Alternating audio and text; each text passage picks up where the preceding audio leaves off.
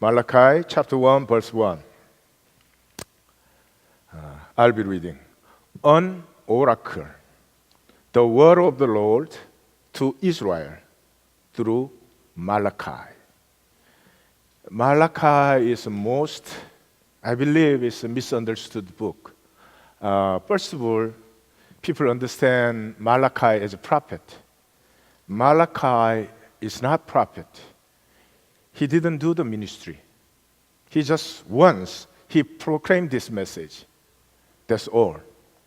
And also, Malachi is not the name of a person. Malachi means Malak and E, so my messenger. So God sent the messenger, not knowing his name. He just proclaimed that this is what God said to you. That's period. Afterward, there was no revelation anymore to the Jewish people. And so we're going to have an introduction today. Actually, I recommend you to listen to the KM message after this, because I cannot go into the full length. Even KM message, I cannot go into the full length. But at least there I present some video for us to see and understand what was really going on in that period of time, and how absurd humans are. We all think we are pretty rational, logical,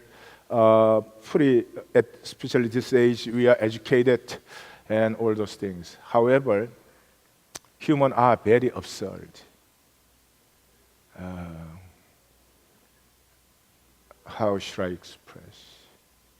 Of course, things we don't know are far more than things we know, but not those things. Human itself has very absurd nature, almost unhopefully self-centered, and we distort everything we see, everything we understand. We distort everything so that it fits to my comfort. And not many people really want to know and comprehend the truth. Rather, what I have built, I want to keep it, continue, and may dominate over all others. And it's the absurdity of the human being and life. It's really incredible. And that is what at the center of this Malachi message. And first of all, let's go back to history to understand Malachi is necessary. BC 586, that's the destruction of temple and Jerusalem. And then, so they became a captive to various places. One of the promised captive places is Babylon. And many people went down to the Egypt. So from the Egypt, we know that Septuagint came out. And also people are dispersed to many other places. And the book of Jeremiah has all the list. Probably that will not be the end of the list, but at least we know these people dispersed to many places. And one of the key places is Babylon, that God told them, be a captive of Babylon. At the 70 years, I will make you to return. And that's my plan. And this is the time that you bear the yoke of Babylon. But many people didn't like it, as we know. So BC 538, Cyrus destroyed Babylon, and Media and Persia together came to be the power, and Cyrus published the edict, which the people can go back to their homeland. And Persia, their main policy is codification. They realize Assyrian policy has failed. So Persia realized it's better people, it's sort of, if people govern by themselves, according to their law, by their leaders, and as long as they pay the tax to us, that's much easier to control them. So Persia, their policy is codification. Codify the regional law, and people live according to that their law, regional law. And so Cyrus published the edict. People can go back to their homeland. So first return to Jerusalem happened next year, 537, and the next year, 536, they setting the altar, they laid the foundation for the temple. However, that temple has been delayed for almost 16 years. And so, this is the first very negative sign of these returnees. There was difficulties in politically, mainly politically, because rebuilding the temple, as we know, the Persian government has supported. They gave a material, they gave all the help, and especially Ezra era, the government paid everything that is used for the temple management. It's a Nehemiah period. Now, government doesn't support anymore, and the people has to support, and immediately begin to fall down. So from the beginning, there is a sign of negativity, and temple got delayed. So Haggai and Zechariah, they urged people to build the temple. And again, we know there is a breach between the message of a prophet and the understanding of the people.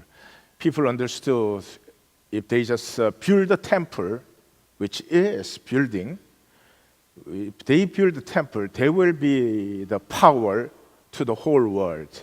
Their God will set them above every nation. However, the prophet, vision of prophet is that telling people to build a temple is, temple will be the centerpiece for the people live together. And when they come to the temple, they realize that they are brothers and sisters from one Father. They're supposed to need to help each other and make life together. In fact, the theme of the Bible is life together. And however, people didn't understood that way. If they complete the temple, they will be the empire of the world at the time, replacing the Persia. But obviously that didn't happen. So, Bishop, are you following me?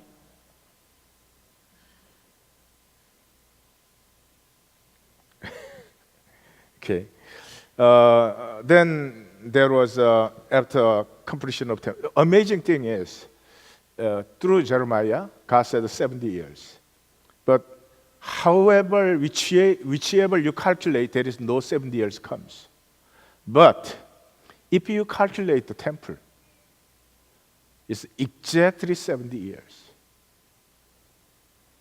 So here comes the importance of a temple for God, not as a building, but reminding us that we are called to be and live together as God's children.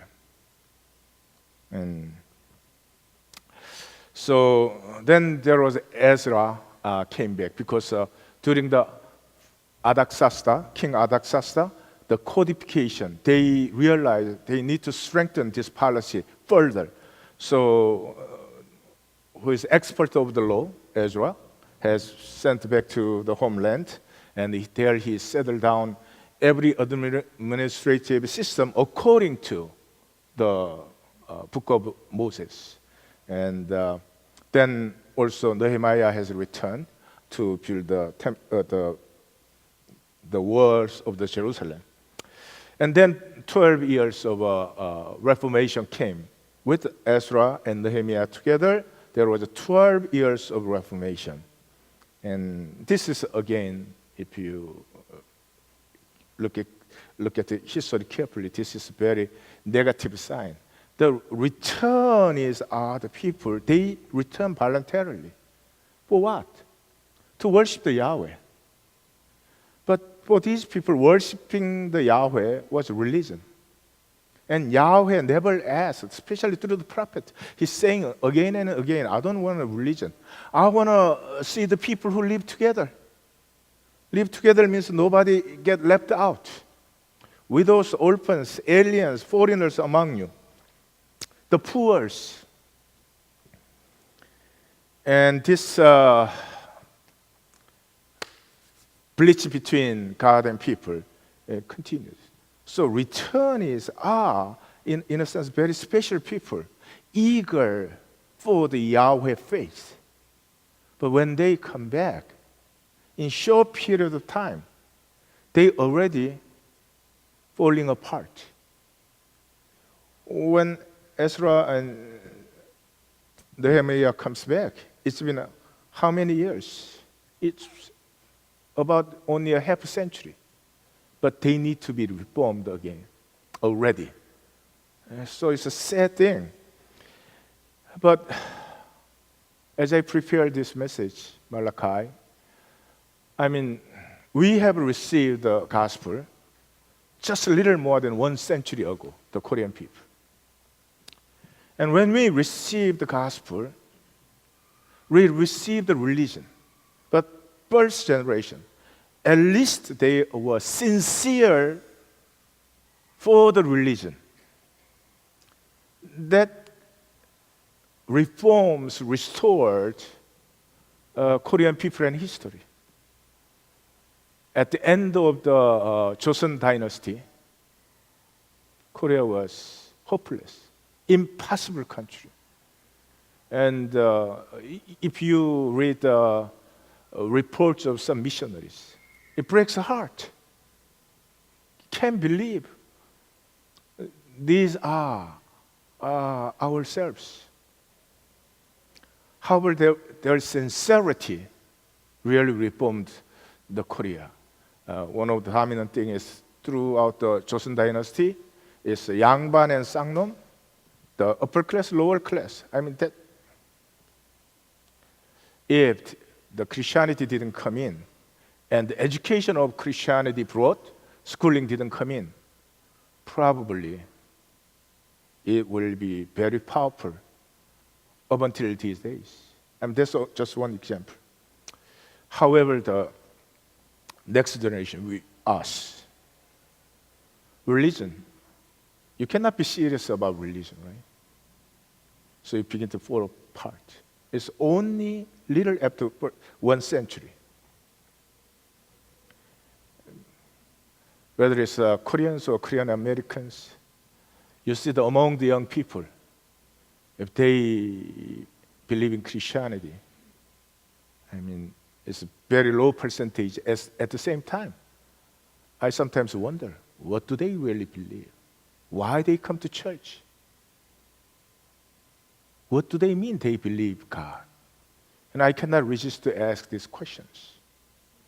Because Christianity now in Korea or Korean American community, not much different in American mainline society, but religion, even which doesn't even have own sincerity. And that's exactly what happened to little more than 1 century after these returnees. These are the people who returned because of eagerness of believing God. So after 12 years, Nehemiah had to return to Persia little while. We don't know exact period. Probably less than 1 year. Some thinking about maybe even 2 to 3 years. But really doesn't make much difference. He briefly returned to Persia and came back. When he came back, that's the time that Malachi has to preach this message. Malachi didn't have ministry, just this one proclaims. And Malachi, as I said, did not do the ministry. Malachi just said once, this is what God says.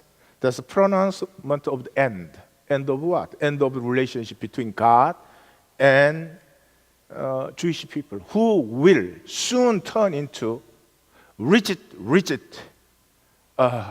fundamental religion. I mean, there is nothing wrong about fundamental religion. But however, fundamentalism have a tendency to turn into own self-righteousness. We are the only people who believe right. We are the only people who is right, kind of thing. Only people who could say that is people don't see the absurdity of humanity, human history, and ourselves. So in the book of Malachi, chapter 1, verse 10, "Oh, that one of you would shut the temple doors, so that you would not light useless fire on my altar.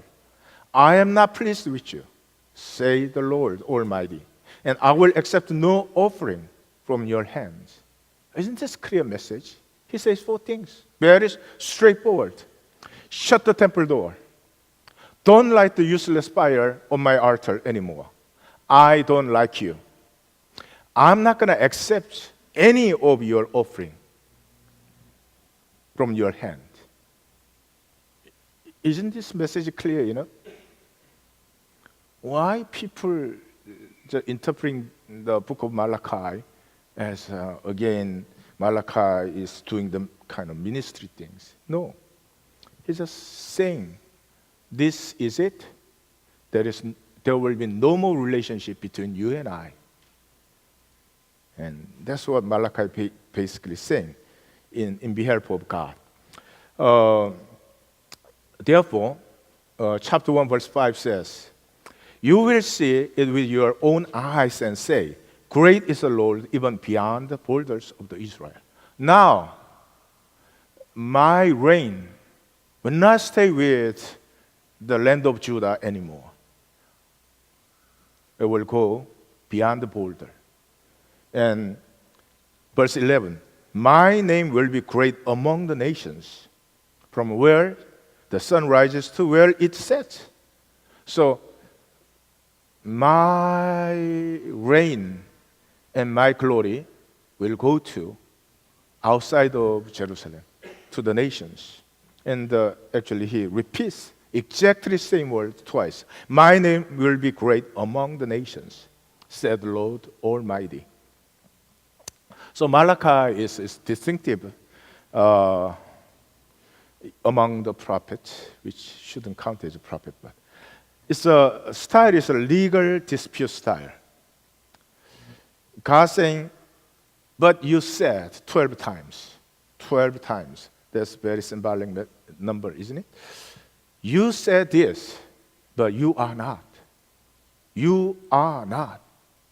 And basically it says, "We served you." God says, "You are not. You never served me.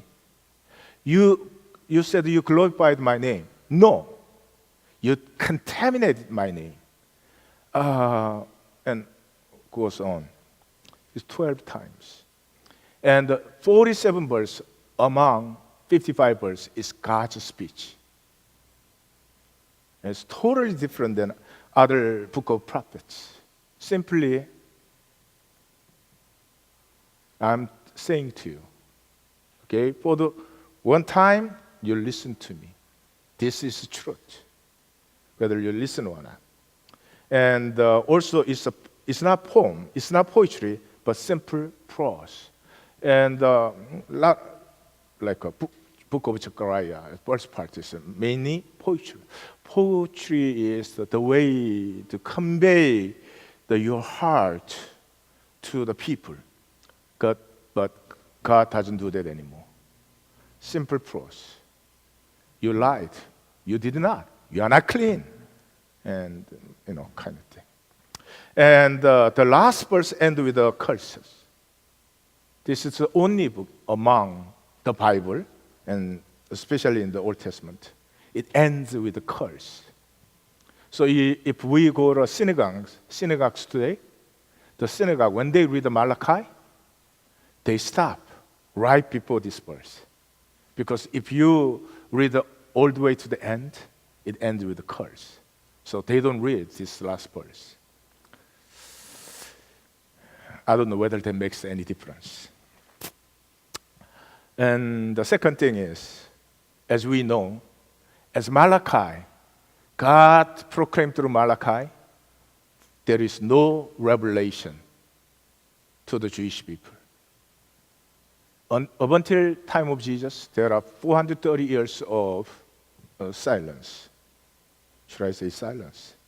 Disconnection. And until God reveals through His own Son. But even that is not directly to the Jewish people. So book of Hebrews says, in the beginning, right? From the first chapter, verse and second verse. In the past, God spoke to our ancestors through the prophets and many times in various ways. But in these last days, He has spoken to us by His Son, whom He appointed heir of all things, and through whom all He made the universe. And Gospel John 1:14, the Word became flesh and made His dwelling among us. We have seen His glory, the glory of the one and only Son, who came from the Father, full of grace and truth. So, through Malachi, we know God has, or should I say, given up the communicating through His messenger. Unless He Himself become the revelation, people will not listen to Him. So there was the end of it. What did happen? What happened here? Is people, returnees are the really respectable people. I mean, from the Babylon, you return to the Jerusalem, which was completely wasted. It's almost like a wilderness. There's nothing left, and you still come back. And yes, there was a land. However, the land was occupied already with the other people. Even though Persia recognized original ownership, but in the local region, applying the edict is another thing. Though there are complications. But anyway, people who return from Babylon, that itself is very noble and respectable things. What happened to them? Only little more than 1 century. What happened and why God proclaiming the end of their relation? First of all, this return is very patriotic. We know it. Psalm 137 says, how can we sing the song of the Lord while in a foreign land? If I forget you, Jerusalem, may my right hand forget its skills. Cannot forget. How can I forget Jerusalem? May my tongue cling to the roof of my mouth. If I do not remember you, if I do not consider Jerusalem, my highest joy. So very patriotic people. And they had a very firm Yahweh faith. And they are the one who rebuilt the temple afterwards. And these returnees have at least three characteristics. And up until the destruction of Jerusalem, in Israel's history, the continuing problem was idol worship. But these returnees didn't have idol worship. I mean, that's a big credit. And then, throughout until the destruction of Jerusalem, the Israel people never listened to the word of prophet. They never listened. Right? They think they are 하나님 church. Never listen. But returnees, they listened to the Haggai and Zechariah. They listened. That's how they rebuilt the temple. Then at least, absence of organized corruption. I mean, this was a continuing problem, especially closer to the end of the dynasty, and especially Jehoiakim's era. We know that just almost like a unimaginable corruption, and people are literally tortured by their own government. And that kind of thing didn't happen. So it's three dominant problems. At least the returnees didn't have it. Then why God became this much serious and He gave up on these people?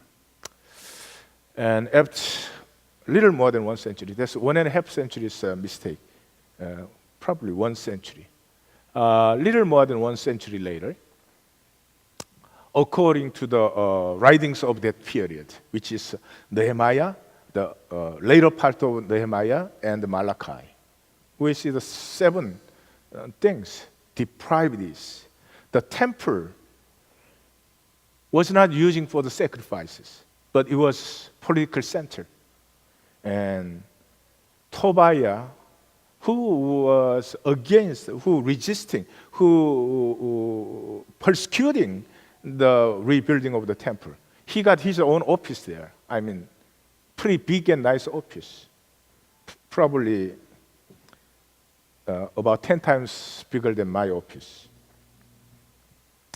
And that alone is almost, you cannot imagine how this kind of thing happens. But if we go into the actual situation, it's very understandable. The situation is you returned, but land was occupied, your land, which you have ownership. You have ownership 70 years ago. But here, the people are living already. And the Persian government not going to evacuate them for you. So there has to be some arrangement between you and present residents. So you now begin to see the problem of Palestine is not modern problem. It's a very ancient problem. And what do? If you are low-class people, you just try to survive here and there. And if you are a leader, if you are top-class people, you negotiate with their leaders. So at least you could keep your interest. That's exactly what happens. And for that, there was a compromise in the leadership. That's why Tobiah had his great office in the temple. Another thing is they are divorcing their own wives and remarrying these pagan wives. I mean, not everybody, leaders, rich people. The reason they're doing it is all about, first of all, about financial reason. Secondly, the wife they came with is old.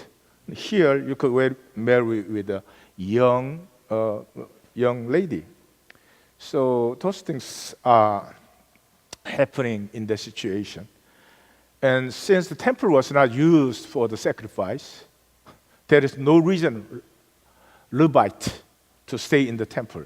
Of course, they don't have payment. So they are left. And of course, they have not kept a Sabbath. In Sabbath, people gather. So what do? They made a marketplace in the Jerusalem. You read the amazing things. There was a pretty big outlet in Jerusalem. They think they are Woodbury. And it's obviously sacrifice is done occasionally. Even that, if you do the occasional sacrifice, obviously you're not going to do in a proper way. If there is any hope, any people will worship God properly, will be the people who come, at least as a set apart as a time of God, those who obey to that. I mean, those are the people we may have a hope for the proper worship. But people who come, if their situation allows, comes, their situation doesn't allow, doesn't come, you probably hard to expect proper worship from those people. So the sacrifice has been contaminated. They put the unclean bread and offering to the altar, which they, I guess, didn't care. So obviously, that means corruption of priests.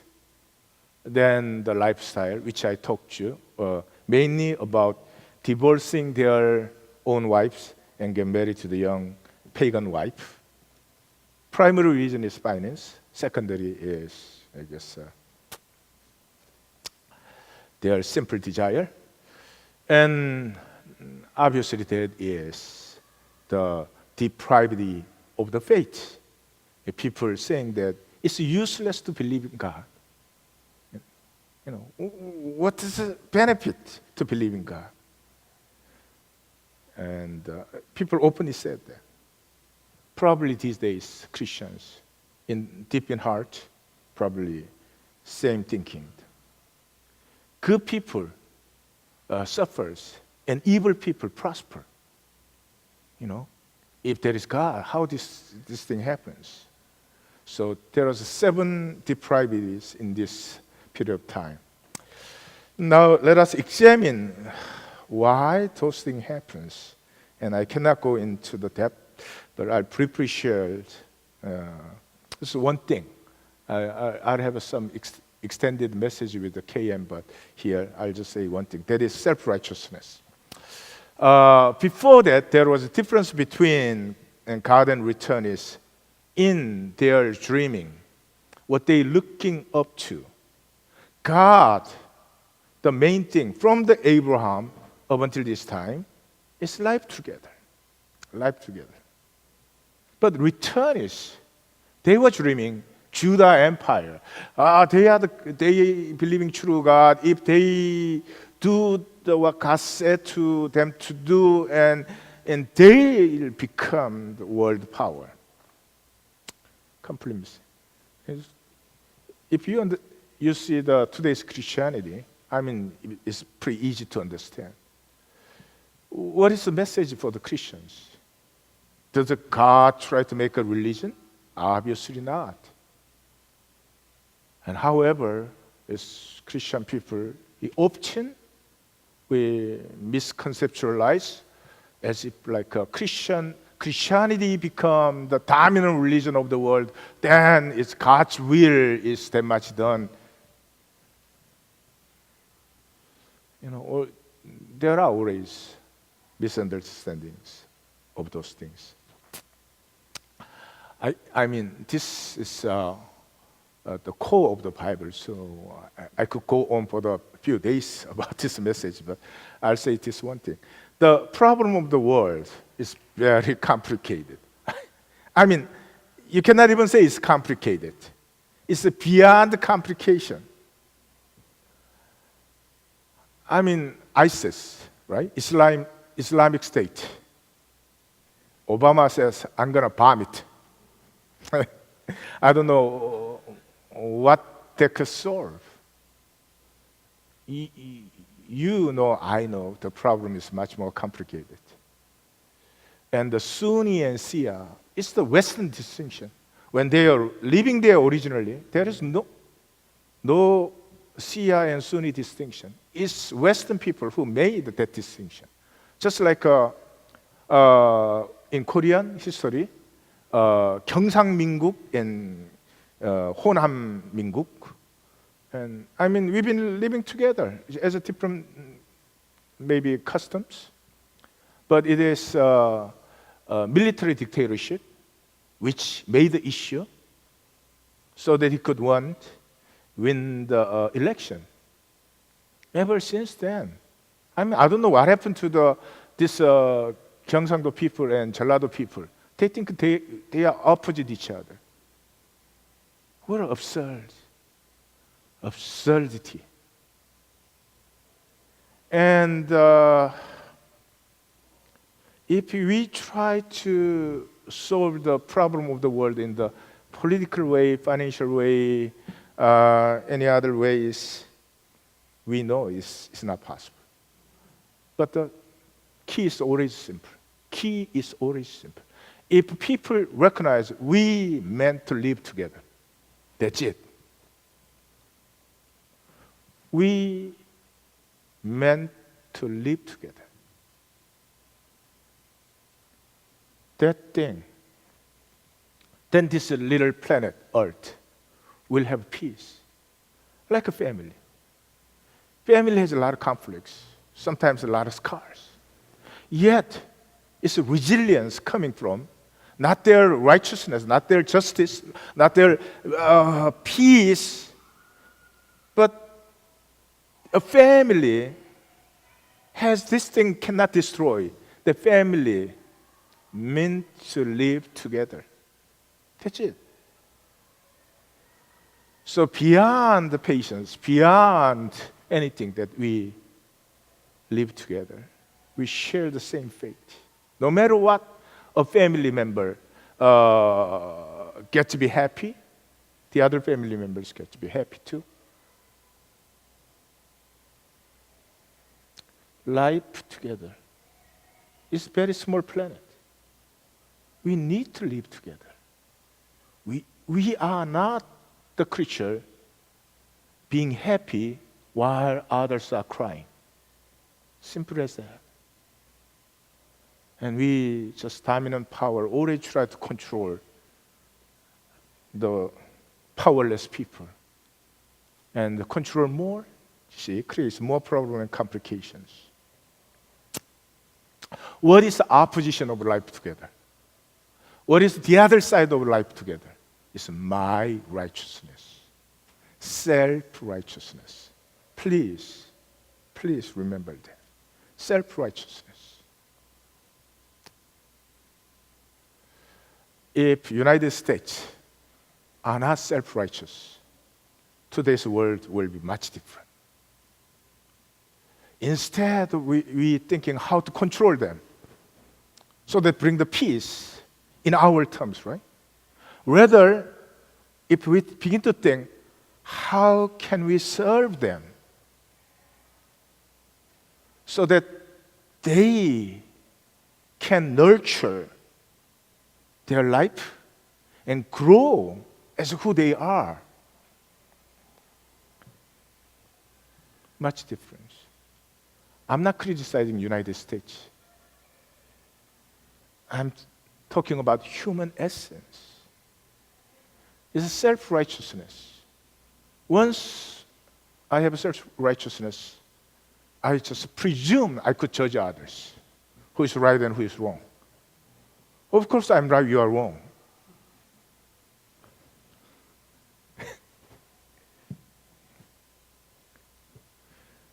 Somehow I have this feeling, before the end of this year, you might send me to the mental hospital. I'll be preaching there too. That will be good, preaching to these people who says, I am God. Then probably I'll say, even God, listen to my sermon. This is called self-righteousness. So this return is, after all, we are who returned. And we are patriotic. And we are the keeper of the Yahweh faith. Once I have self-righteousness, then I just presume that I could decide good and evil.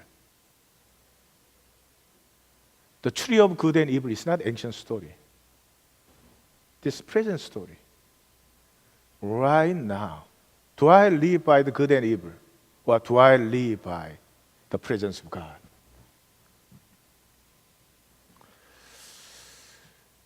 When I have a self-righteousness, I don't need to change. You change. You. 이게 잘 안 되네. You change. That's the only problem in human life. Beginning with the married relationship to the international relationship. Self-righteousness, the other side of it is always self-made God. Self-made God. The mystery of righteousness is this, to have a true righteousness in which I have peace, I have a Sabbath, rest, so that I don't judge myself or others. I'm just at peace with everything in the universe. Only thing I need to be is who I am. Only thing the world needs to be is who they are. Mutual acceptance, true communion. To have that, it has to begin with the total unworthiness of myself. That's what it means to be confessed as sinners. Total unworthiness. I am a sinner, but you are a sinner. That doesn't work. Yeah, I'm a sinner. You are a sinner.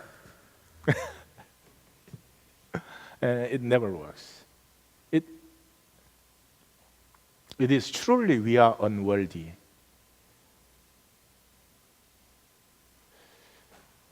Hello, Miriam.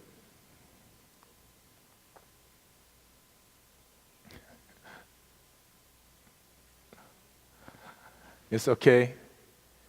I'm going to punish your mom, so don't worry about it. That's our church's rule.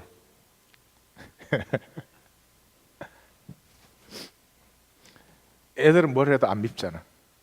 어른은 잘해도 별로 이쁘지가 않아.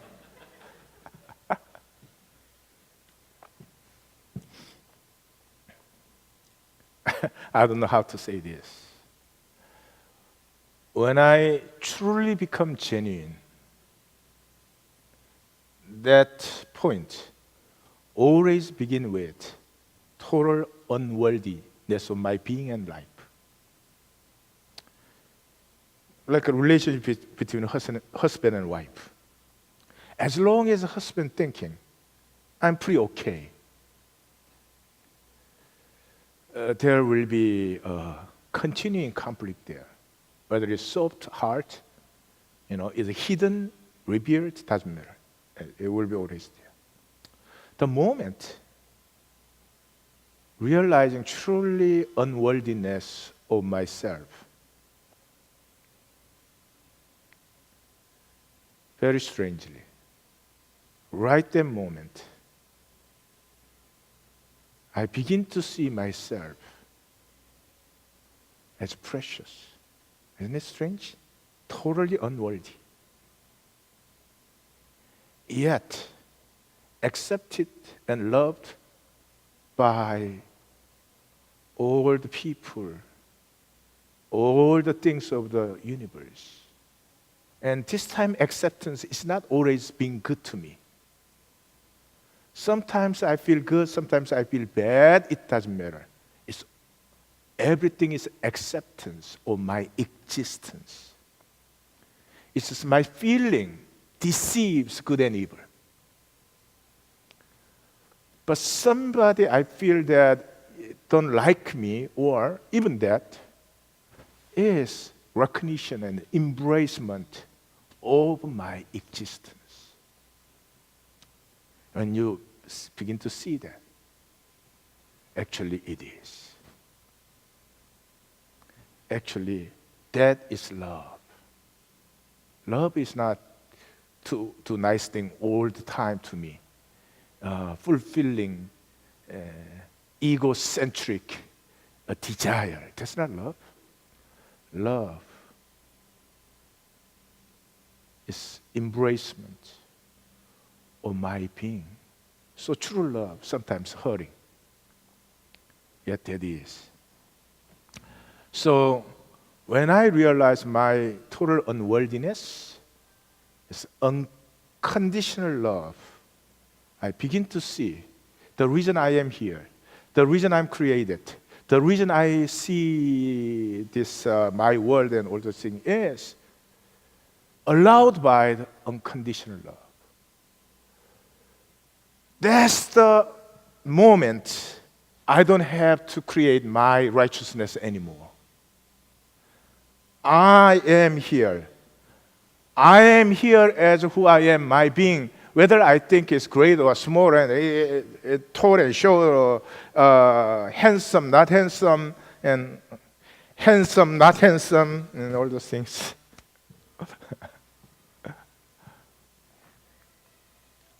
Hi, Peter.